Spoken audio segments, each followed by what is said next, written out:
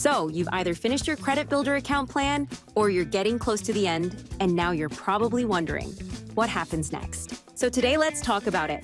As you make payments toward your credit builder account, you can track your progress directly in the Self app to see how much you've paid off and how close you are to reaching the end of your plan. As you approach the end of your credit builder account plan, it's time to start thinking about your payout. Your payout will be the savings you've built through your monthly payments, minus any interest and fees. You can check your Self app at any time to see how much you're estimated to receive, so there are no surprises. Now let's talk about a few options you have.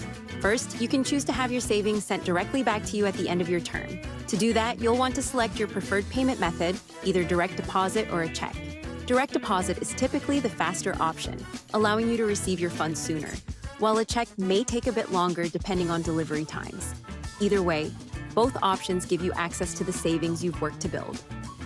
And if you decide to have your savings sent back to you, consider adding it to your emergency fund to give yourself a little extra cushion for life's unexpected moments.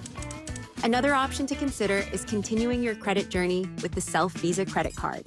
If you'd prefer not to use funds from your existing bank account, you can use your accumulated savings from your credit builder account to help fund your secured card. You can use the card anywhere Visa is accepted in the US and manage everything directly through the Self app.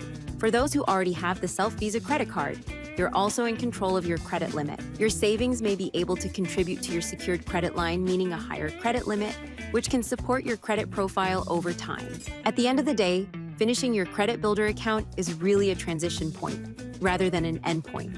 It's your opportunity to access your savings, understand where you stand, and decide what your next step looks like in your credit and financial journey.